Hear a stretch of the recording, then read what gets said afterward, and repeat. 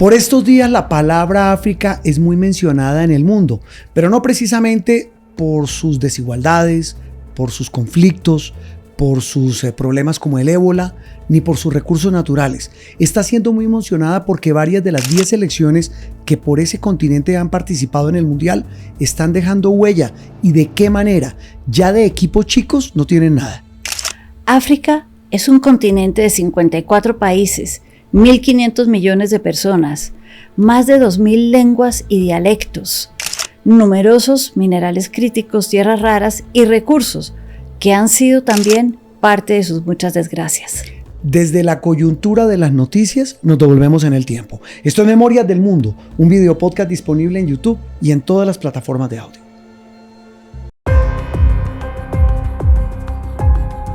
Teresita, el fútbol por estos días de mundial termina haciendo que el mundo hable del mundo, no solamente del deporte, de la sociedad, de las culturas, de las idiosincrasias y de los seres humanos y también de los sitios geográficos. Y si hay un continente del que hoy se está hablando en esta Copa Mundial, que ha sido llena de novedades, muchos más equipos, mucho más larga, con el famoso break para la hidratación, que son entonces hace que ahora haya 4 cuartos de partido en lugar de 2 tiempos, en fin, como los que saben dicen todo eso, con nuevas normas de la FIFA. Pero volviendo al cuento, si hay un continente del que hoy se habla en este mundial es de África. ¿Qué equipos tan tesos, excúseme la expresión, tiene hoy África en el mundial? África siempre se ha caracterizado, Juan Roberto, por tener excelentes deportistas, desde atletas, recordemos, son grandes, son altos, corren. Los atletas en el mundo también están dominados por africanos, claro, o por descendientes de africanos. Corredores de las maratones. Sí, son excelentes atletas y lo estamos viendo en el fútbol. Claro, y no solamente son fuertes físicamente, porque antes eran equipos muy fuertes, pero ahora sabe que son súper técnicos. Y eso ni usted ni yo somos expertos en fútbol, pero yo hablé con Javier Hernández y le dije, vamos a grabar con Teresita el podcast de nuestro video podcast sobre el tema del fútbol, África y lo que representa África para el mundo. Y él me decía, comandante, diga lo siguiente, África hoy es la gran fábrica de futbolistas del planeta. Es el sitio donde hoy están naciendo las grandes estrellas, porque además, como si fuera poco de todo lo que hacen, las grandes selecciones europeas, especialmente la francesa, por ejemplo, está llena de africanos o descendientes de africanos.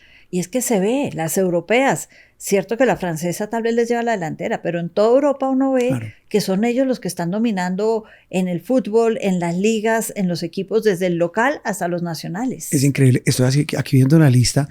Bueno, el equipo maravilloso Marruecos, que esto es en el norte de África, ¿cierto? El norte de África, que ya en el 2022 había llegado a cuartos de final. Y va a ser organizador del próximo Mundial con España y Portugal. Marruecos, es una sensación ese equipo. Es un equipo del norte de África árabe, ¿no? Árabe, ellos son árabes, de mayoría musulmán, tienen todavía un sultán, un rey. En Marruecos hay rey y son muy tradicionales, pero son fuertes. Muy fuertes, muy técnicos. Egipto, que tiene tal vez uno de los mejores jugadores del mundo hoy, que es Mohamed Salah, que es jugador del Liverpool. Bueno, ya se va del Liverpool, pero es una estrella mundial y como él tiene varios. También árabe. También árabe, también del norte de África. Bueno, otros países, Congo, que pues la eliminó Inglaterra, pero qué equipo Congo, nos tocó durísimo contra República Democrática del Congo, pero además equipos que vienen de naciones con muchos problemas. Congo tiene una guerra civil. Congo tiene una guerra civil espantosa, terrible, desde hace décadas. En este momento enfrentan grupos terroristas que vienen desde Ruanda escapando conflictos por todas estas zonas y además tienen la mancha, por decirlo así, del ébola, que la gente estaba muy asustada Claro, me acuerdo. De los jugadores. Bueno, países, Sudáfrica, que organizó un mundial hace 16 años, ya también eliminada, pero un equipo fuerte y un país lleno de contrastes.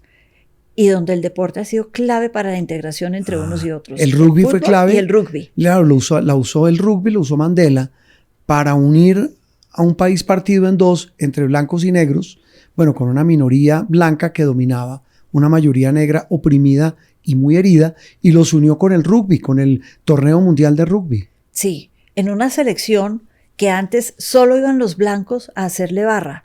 Y él logró que, si bien no había muchos africanos o descendientes de africanos en la selección jugando en esa final, pero que el estadio le hiciera barra, tanto africanos como blancos, todos le hicieran barra al equipo, unió al país. ¿Sabe qué selección me ha llamado la atención? Cabo Verde. Sí. ¿Qué país es ese?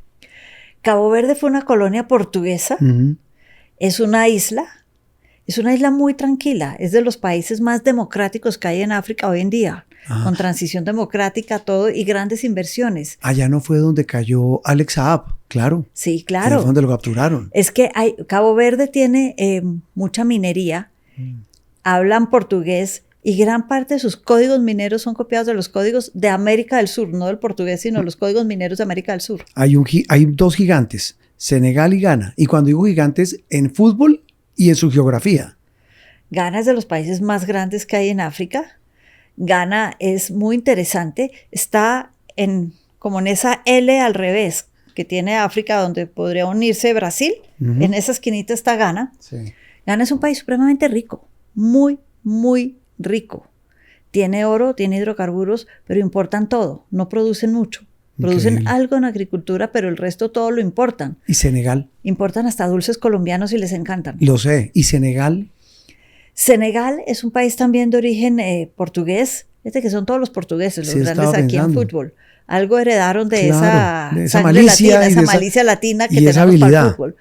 Y Senegal también es colonia, también es un país que ha estado en otras, en el 2002, fue muy importante, en el Mundial del 2002. No, claro, y en este Mundial, aunque lo eliminaron, un equipazo. Y tiene gran experiencia en deportes, y es un país, dentro de todo lo que puede haber en África, tranquilo. Me decía Javier Hernández que muchos de estos muchachos de estas selecciones juegan en grandes equipos de Europa.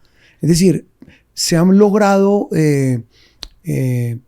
no digo liberar, pero han logrado superarse para bien de ellos y de sus familias y de sus mismos países, yendo a jugar a ligas como la inglesa, la Liga Premier, como la Liga Italiana, la Liga Española, bueno, en fin, de ahí para abajo todas las grandes ligas de Europa.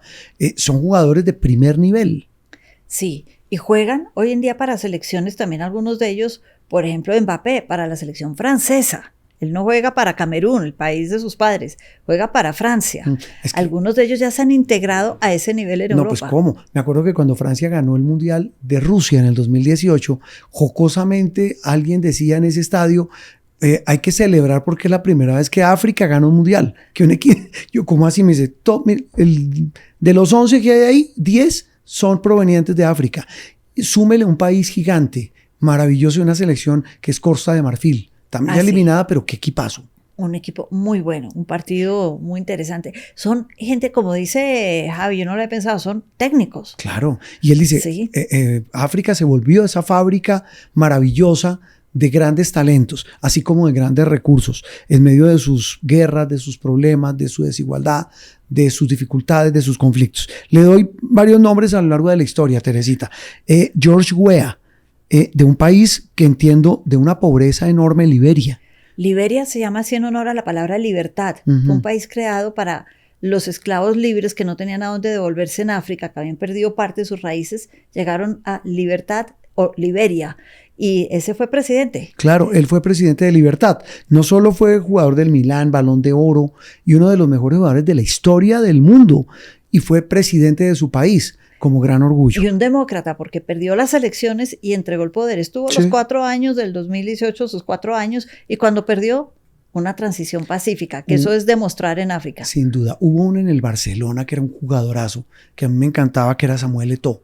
Y él es de Camerún. Mire, fue 4 veces jugador africano del año, campeón muchas veces con el Barcelona de la Champions, jugó en el Inter, y el mejor futbolista africano de todos los tiempos. Imagínese. Es que Camerún parece una fábrica de futbolistas. No, mire. Yo solo me acuerdo de uno. Tú sabes mucho de fútbol. A ver, no, yo no estoy leyendo. Yo sí me acuerdo de uno que era Roger Milá. Uy, pero ese tiene un crack y ese después terminó también convertido en político en su país, en Camerún.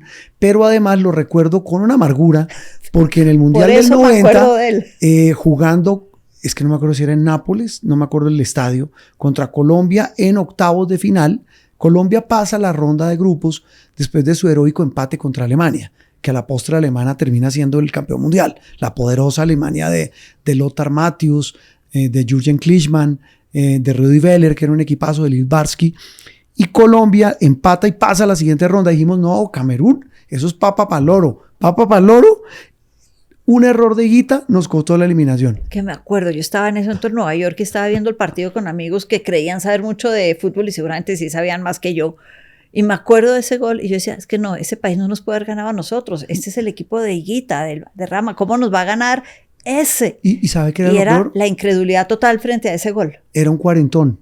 Lo peor es que él ya estaba de retiro y fue y bailó en el banderín. Bueno, Didier Drogba, un gran jugador de Costa de Marfil, me acuerdo de él en el Chelsea, un jugadorazo. Okocha de Nigeria, estoy leyendo. Salah, del que ya mencionamos, me gusta mucho, de Senegal, está jugando el Mundial, está acabando de jugar el Mundial. Sadio Mané, jugó en el Liverpool, ahora juega en Arabia, multimillonario. Yaya Touré, también de Costa de Marfil. Había uno de Ghana, Abedi Pelé, como Pelé, el brasileño. Y había uno, Nwankwo Kanu, de Nigeria, y campeón de la Champions con el Ajax. Y como ellos, infinidad de jugadores. Pero sí, Teresita, a mí me vale la pena devolvernos a lo largo de la historia para hablar de este país, de este continente que para muchos en su momento fue olvidado. Le achacan una cantidad de males, Teresita, que ya nació el SIDA, sí, que allá hay una pobreza gigante, hay una crueldad enorme, no muy distinta a la de otros continentes, pero a África la han estigmatizado de una manera. Pero lo que uno también ve es que África es el gran continente de las oportunidades. Dicen que para el 2050 va a ser el continente en el que hay que invertir, el que hay que mirar y el que tiene todo por delante para desarrollarse en un mundo muy distinto al que nos desarrollamos nosotros, Europa, todos. Todo digital, todo hacia adelante con nuevas tecnologías. Y es que son 54 países muy distintos, pero es mucha gente y muchos países. Sí, el contraste, por ejemplo, del África subsahariana con el África del Norte, que es una África árabe distinta. El tema de la influencia de las colonias y el tema todo geopolítico que hace que hoy África sea un país, además con unos recursos naturales casi que infinitos. Un mundo entero entre Sudáfrica y el desierto del Sahara, donde hay todos los minerales críticos y tierras raras que están tan de moda hoy en día, y donde hay coltán, grandes cantidades de coltán, donde hay, en el Congo, por ejemplo, la República Democrática del Congo, sí, ese país tiene de los mayores productores de coltán del planeta. También tiene litio, uranio, oro en cantidades, en todo lo que es el Sahel, esa franja que va de Etiopía, país que creció 40% en los últimos años. En América no hay ningún país que crezca eso ni que se esté desarrollando así de rápido. Tiene toda clase de problemas políticos y humanos, humanitarios, de derechos humanos, pero creció económicamente una monstruosidad. Y de ahí a Costa de Marfil van pasando por todos. Sí. ¿Qué tanto ha cambiado África en los últimos 30 años? Se lo pregunto porque uno recuerda lo que pasó en Ruanda, en la misma República Democrática del Congo, lo que está pasando en Sudán, donde está lleno de mercenarios colombianos, sí, jugándose una guerra que no es de ellos, pero por plata, pero con una carga de atrocidades enormes. Es decir, ¿qué ha cambiado en esa África de hace 30 años a la de hoy? Yo creo que muchos tenemos en la cabeza África un país primero de los esclavos, un país de colonias. Un continente de esclavos, un continente colonizado, que fue libre solo hasta después de los años 60. El primero en independizarse fue Ghana, precisamente, en 1957. Estamos hablando abajo de los países árabes. Un continente que después de la descolonización solo se vieron conflictos. Ya somos libres, ¿quién gobierna? ¿Yo o tú? Peleemos.